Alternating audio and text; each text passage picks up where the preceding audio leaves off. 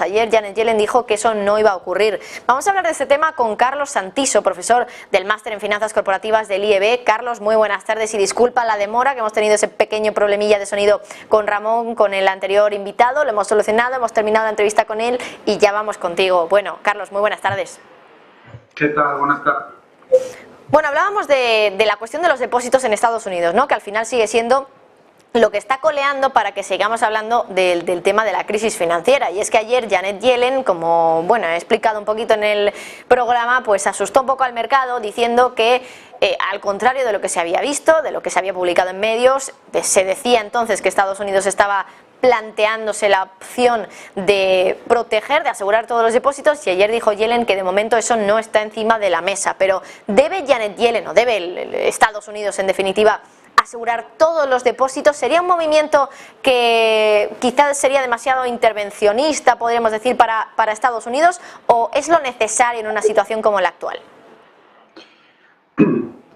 Yo opino que no es un movimiento que deba hacer, porque sería dar barra libre a los bancos para no ser diligentes con los préstamos, el crédito que proporcionan a la economía. Entonces, mi respuesta es un rotundo no.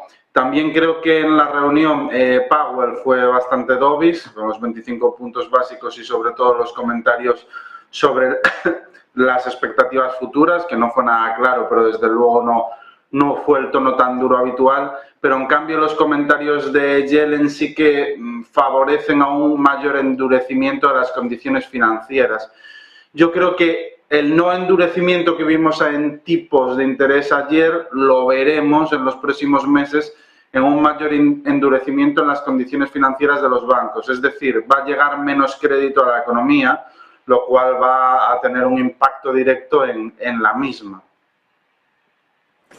Bueno, además también, Carlos, estamos pendientes de otras cuestiones. Acabas de mencionar, por ejemplo, lo que ha pasado con la Reserva Federal, lo que pasó en el día de ayer con esa subida de 25 puntos básicos, pero es cierto que Jerome Powell no quiso hablar de bajadas de tipos, decía que todavía en su escenario base eso no estaba planteado, bajar los tipos de interés.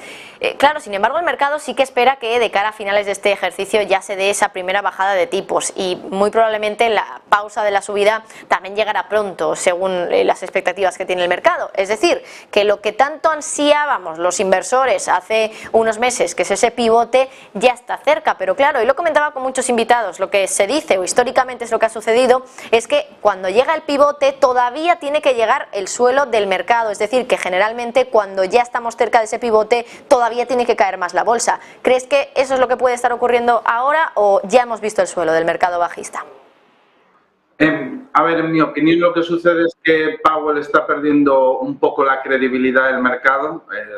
Prueba de ello es lo que comentas, ya hay expectativas de bajadas cuando él no ha anticipado bajadas.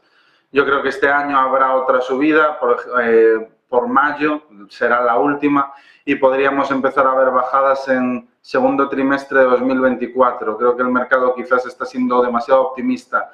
Pero como bien indicas, si hay bajadas en 2023, si hay un pivot, probablemente sea porque estemos en medio de una recesión, peor de lo anticipado, lo cual no debería de ser positivo para el mercado ni muchísimo menos.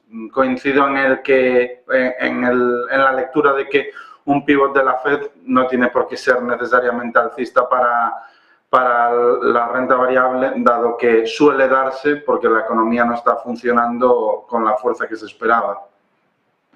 Carlos Santiso, profesor del Máster en Finanzas Corporativas del IEB, muchísimas gracias por estar con nosotros, todo un placer hablar contigo. Igualmente, hasta luego.